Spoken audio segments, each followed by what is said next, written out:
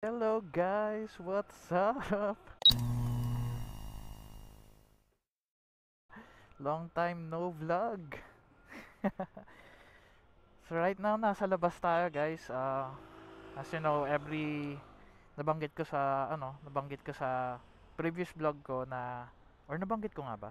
Basta every Saturday kasi merong basketball gaming batch namin. So I've been joining them for almost fourth week ko na to na sumasali ako sa mga games nila. So yeah, tumatanda na tayo, kailangan may exercise kahit papano. Lalo na work from home ako, tapos lagi ako nakaupo lang sa desk ko. Kasi work from home nga, di ba? So yeah, kumusta guys? How have you been?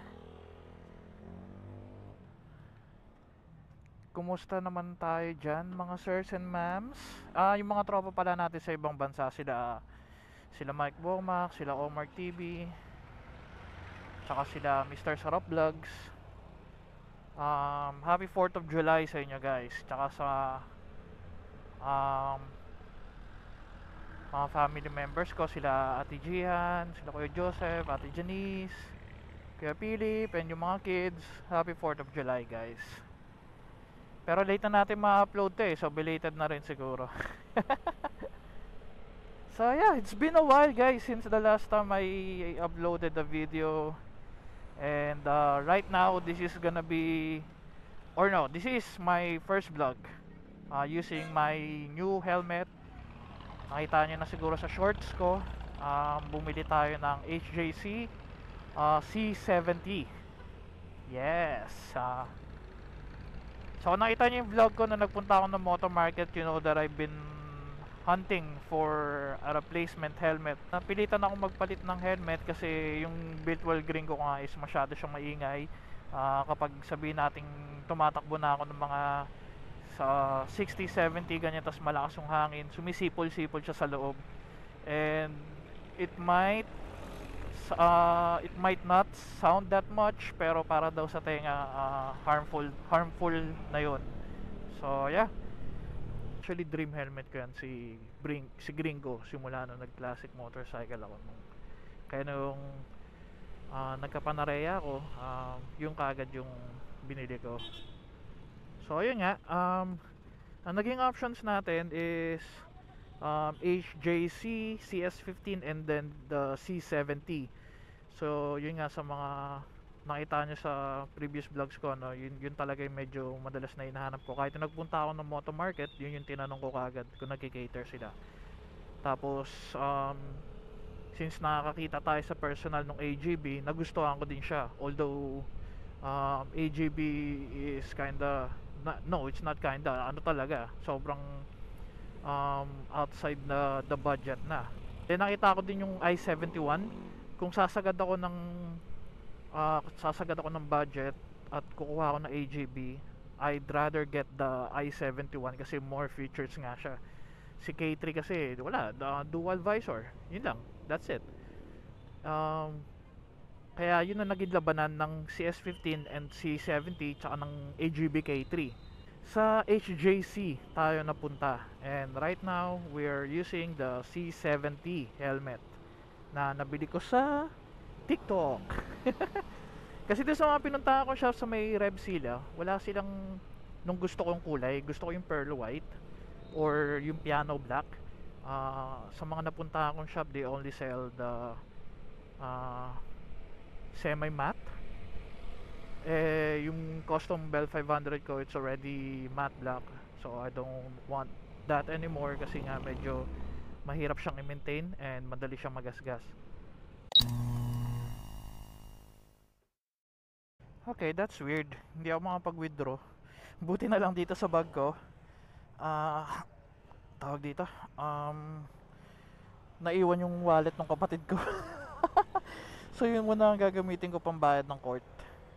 Syempre ang bagan dun eh. For first impression natin sa bagong helmet na nabili natin. So ito nga pala siya. Woohoo! Kulay white. Nakita nyo ba? Feeling ko hindi. Already skip the unboxing guys, cause you'll see a lot of videos of of that on YouTube. Marami nang nag-review niya, marami nang nag-unboxing and all. So may mga Pilipino na vlogger na rin na nag-unbox ng C70. So hindi nyo na ako kailangan mag-add pa ng additional unboxing review.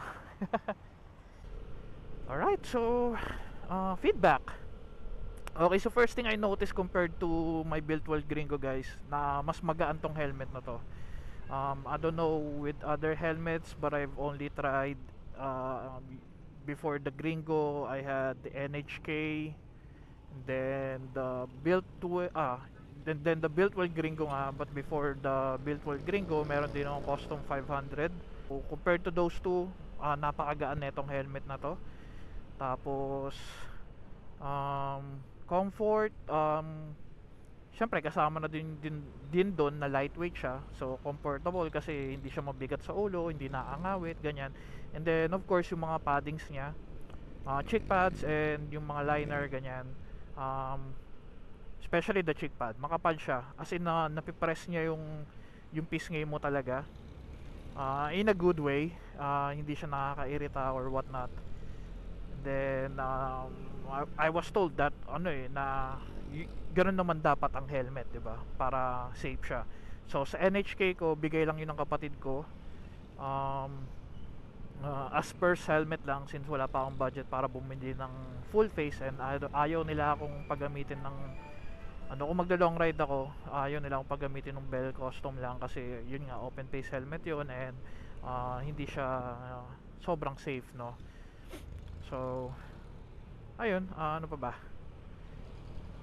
Tsaka yun, yung visor, guys, napakaganda nung lens niya. Saka since dual lens visor din siya, na-try ko na siya, and maganda talaga compared dun sa NHK. Kasi this one parang natural lens na parang wala siyang grado. Kasi kapag na dual lens ka, no, yung second lens niya na ginagamit for kapag masyado maaraw ka nag-ride, ganyan, tapos wala kang shades, you can use the second visor or the second lens, di ba? Yung sa iba kasi medyo parang masakit sa mata kasi parang may grado or masyado naka-concave yung shape niya. This one, it's not.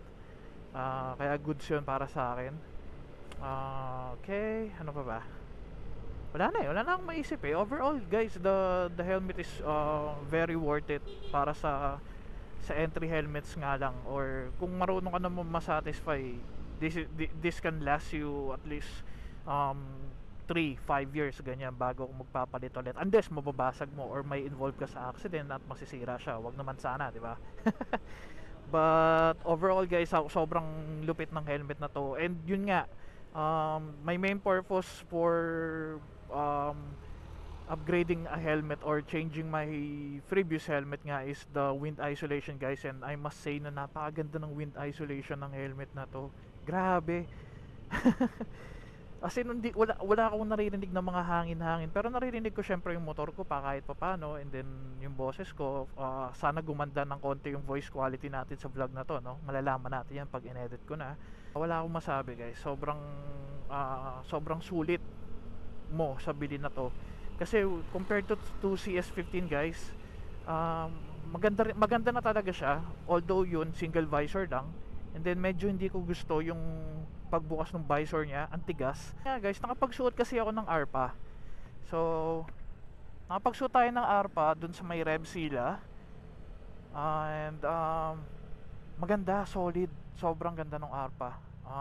I'm not sure, ARPA 11 yata yun. Uy, CBR to, shit. Lupet.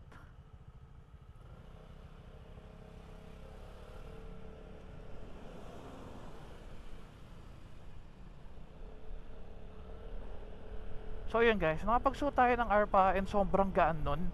Ang ganda talaga.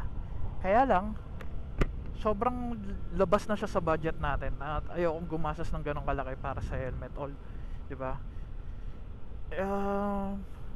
Tapos kaya ko siya nagustuhan si C70 compared versus kay CS15 kasi nung yun nga, dahil sa visor medyo naging maarte ako doon pagdating sa visor, no.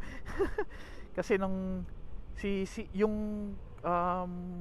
visor ni ni C70 tsaka ni ARPA magkamuka, pati yung feeling kapag binubuksan at sinasara parehas sila. So kaya sabi ko, gusto ko si C70 kung bibili ako, kasi konti na lang naman yung price difference niya. Okay, so nag-iikot-ikot na lang muna tayo guys bago tayo pumunta sa court. Maaga pa naman. Na-miss ko lang dumaan dito. Ngayon na lang ulit ako nakapunta ng weekend dito. Buhay na buhay pa rin. Daming sasakyan daming car guys. And I need to wrap this up kasi kapag dumilim pa papangit na yung video natin.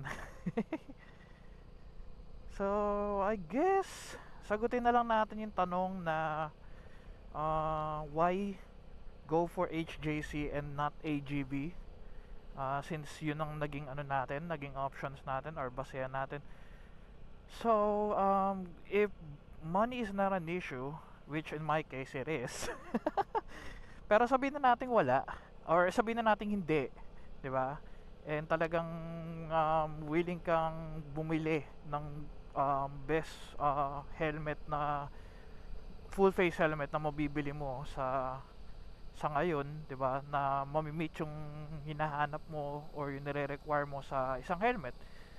So I guess for me ang naging labanan talaga is yung style, since naka-best pa ako.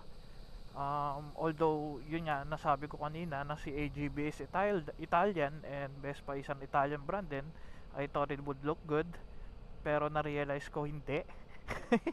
And then yung simplicity ni HGC, lalo ni C10 or nung mga ARPA, yung mga ganyan, sobrang simple niya lang kasi unless bibili ka ng mga graphic na helmet.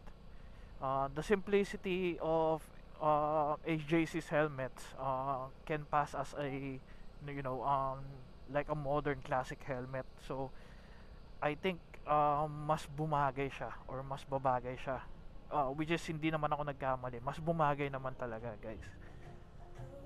Nakakamiss magbahiya.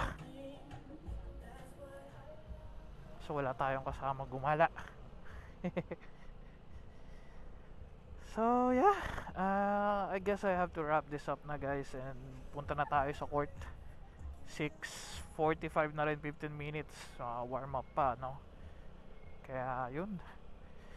Again guys, thank you for watching, and it's good to be back. Na-miss ko mag-vlog, na-miss ko mag-edit. And of course, na-miss ko din kayo guys. Na-miss kong kausap yung sarili ko habang nagmomotor. So yeah, and guys, sobrang konti na lang watch hours ko, 2,990 something. At ng continuous na nanonood tsaka sumusuporta sa channel natin na to, thank you so much guys. Ayun, see you on my next vlog. Bye. Ride safe and stay safe guys.